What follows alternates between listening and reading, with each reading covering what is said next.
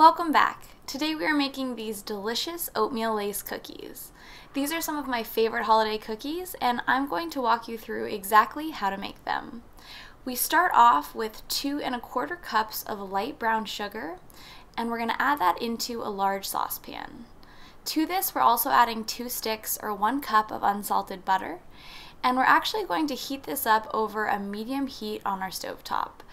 The goal here is to melt down the butter and the brown sugar to create a nice smooth mixture, and you want to continue to stir it throughout the process just so that none of the sugar gets over caramelized.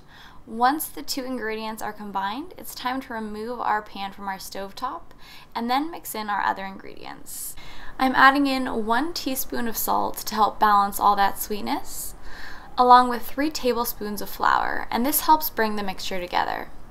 And then it's time for our quick oats. I'm adding 2 1/4 cups of my instant oats here, and I'm stirring with a rubber spatula and just folding the mixture together until all of the oats look like they're fully covered in that brown sugar mixture.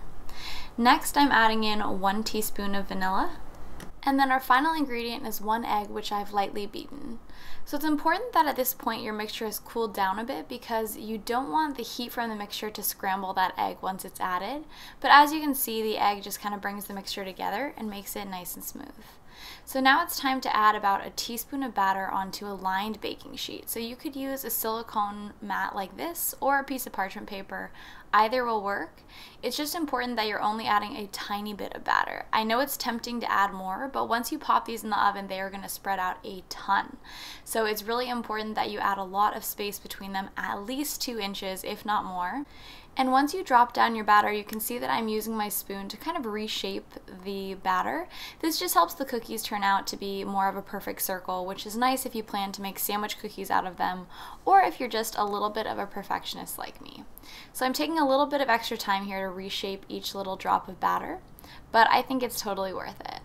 So once I had filled my baking sheet, I popped these into a preheated 375-degree Fahrenheit oven for about 5 minutes. So you can see, even though we're about to make several cookies, we used hardly any of our batter, so I repeated this process a ton of times until I'd used up the rest of my batter. So just be ready to make several different batches and get out a few different cookie sheets to make the process easier. So you can see here are all my cookies after they've cooled. They have such a gorgeous, beautiful lace-like texture, and you can see the edges are beautiful and crispy with that golden brown rim, and the centers were delicious and chewy. So the amount of bake time can vary based on your oven, so just keep that in mind and keep a close eye on them to figure out what timing works best for you.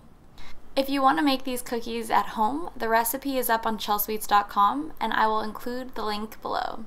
Thank you guys so much for watching. Hopefully, I'll see you guys again soon.